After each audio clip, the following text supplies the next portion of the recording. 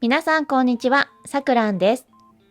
2024年11月25日、ゲームサーからサイクロン2コントローラーが発売されました。トリガーストップ搭載。スティックは TMR スティック。充電ドックもついて価格が8599円というお手頃価格のコントローラーです。早速開封してレビューしていきましょう。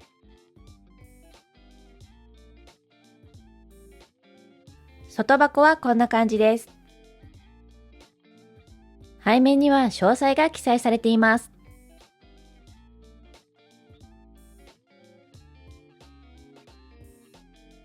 こちらがサイクロン2コントローラーです。こちらは充電ドック。珍しい形状ですね。こちらは USB ドングル。下には USB Type-A to C ケーブル。取扱説明書類が入っています。取扱説明書には日本語もあります。内容物はこんな感じです。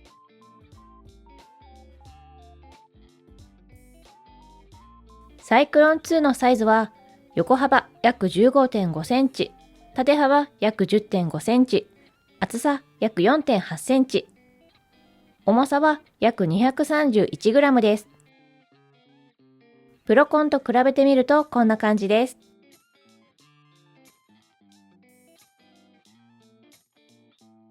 サイクロン2の外観はこんな感じです。とてもシンプルなデザインですね。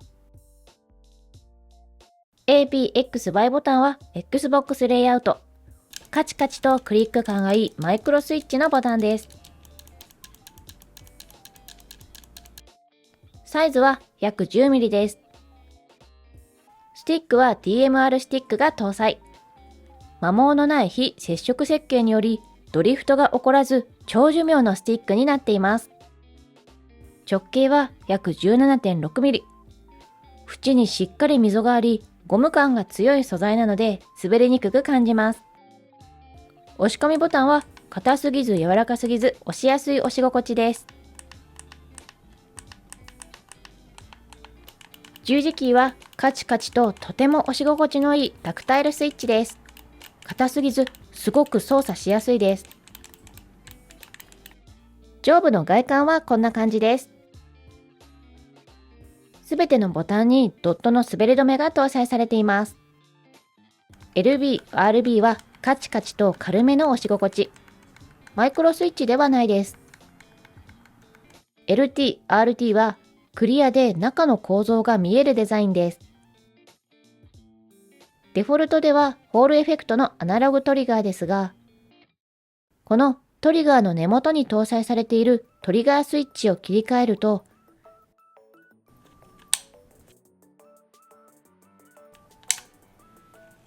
マイクロスイッチの押し心地のトリガーになります。これは嬉しいですね。それにしても、このトリガースイッチの位置は珍しいですよね。ちなみにゲームサーのタランチュラプロのトリガースイッチは背面の一般的な位置にありました。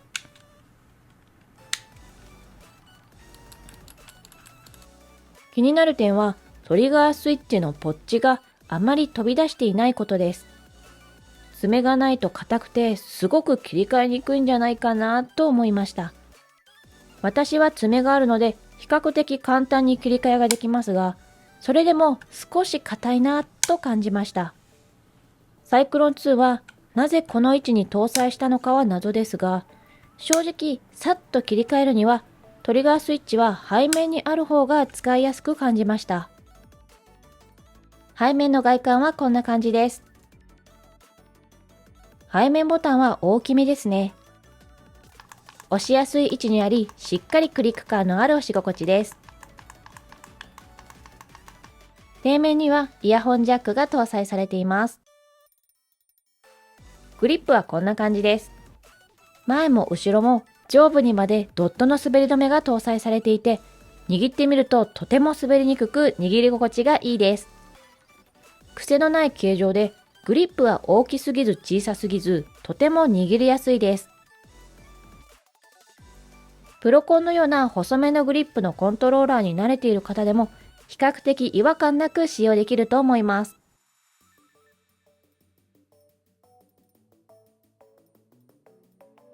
充電ドックの外観はこんな感じです。珍しい形状ですよね。重さは約 78g。底面のこの部分は金属でできていて、底面にはゴム素材の滑り止めが搭載。しっかりと安定した充電ドックです。真ん中の部分には USB ドングルを接続できます。サイクロン2を乗せるとこんな感じです。めちゃくちゃかっこいいですね。サイクロン2が滑り落ちてきそうな角度に感じますが、接触部分のマグネットが強く、滑り落ちてくる心配はなさそうです。また、パッと置いてもずれにくく、ピタッとはまってくれるので装着が簡単です。とても珍しい形状の充電ドックですが、私はとっても気に入りました。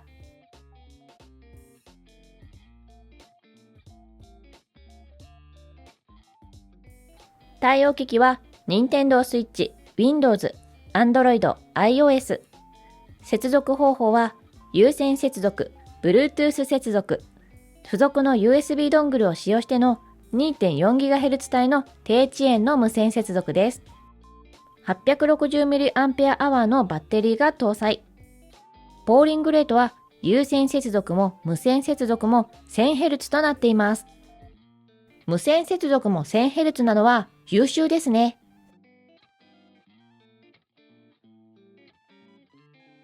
サイクロン2はコントローラーで背面ボタンの割り当て、ターボ設定、トリガーのモード切り替え、振動の調整、スティックのデッドゾーンの設定、A、B、X、Y ボタンの割り当ての交換などをすることができます。アプリや PC ソフトウェアを使用せずに基本的な設定がコントローラーだけでできるのはとっても便利です。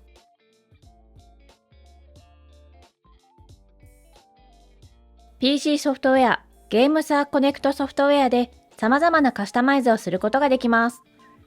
プロファイルを4つまで作成でき、ボタンではボタンの割り当て、コントローラーのボタンだけではなく、キーボードやマウスのキーも割り当てることができます。連射やマクロの設定もできますね。スティックでは、スティックのデッドゾーンやカーブの調整、スティックの軌道の調整もできます。トリガーでは、トリガーのデッドゾーンの設定とカーブの調整、トリガーのモードの調整もできます。振動では、左右の振動の調整ができます。ライトでは、コントローラーの LED の細かい設定ができます。このモーションモードという項目がカミングスーンとなっているので、後日配信されるようですね。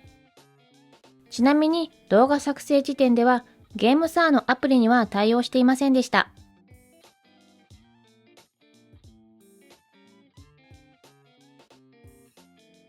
スイッチに接続してゲームをプレイしてみました。普段スイッチではプロコンを使用することが多いですが、サイクロン2は大きすぎず癖のない形状で握りやすいので、プロコンに慣れている方でもすぐに慣れて違和感なく操作できると思います。スティックの感度はこんな感じです。スティックのデッドゾーンは0に設定しました。感度に問題はなさそうですね。ほんの少しの傾きにも反応するので、デッドゾーンは0になっていますね。ジャイロの感度はこんな感じ。手の動きにしっかり反応しています。プロコンに比べると上下の動きがほんの少しだけ重たいかなという感じがします。ゲームプレイ中に気になるほどの重さではなかったので、問題なくプレイできると思います。トリガーはもちろんマイクロスイッチトリガーに切り替えてプレイしていますが、操作感はめちゃくちゃいいです。スイッチに対応している上で、トリガーをマイクロスイッチトリガーに切り替えられるか切り替えられないかはかなり大きな問題ですよね。サイクロン2はトリガースイッチの位置がちょっと切り替えにくいところにありますが、ふかふかのトリガーとカチカチのマイクロスイッチトリガーに切り替えられるのがめちゃくちゃいいところですね。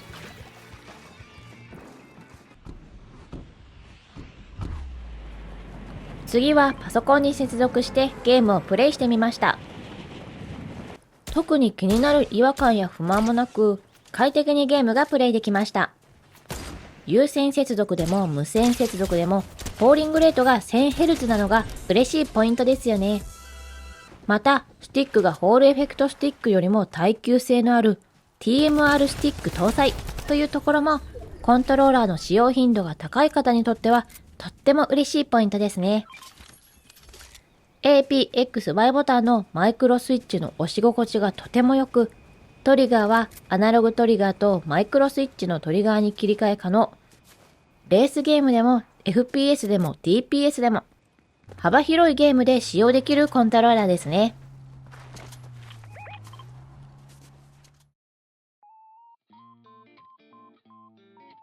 今回はゲームサーのサイクロン2コントローラーをレビューしました。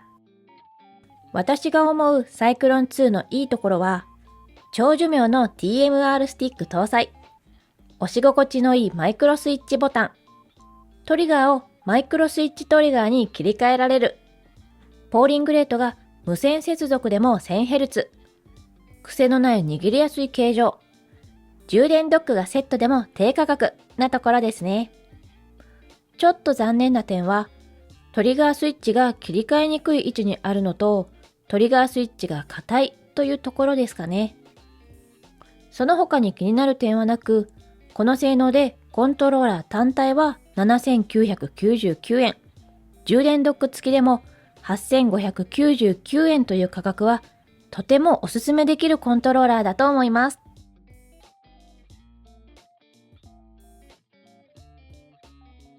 今回の動画は以上です。この動画が参考になった方はチャンネル登録と X のフォローもぜひよろしくお願いします。最後までご視聴ありがとうございました。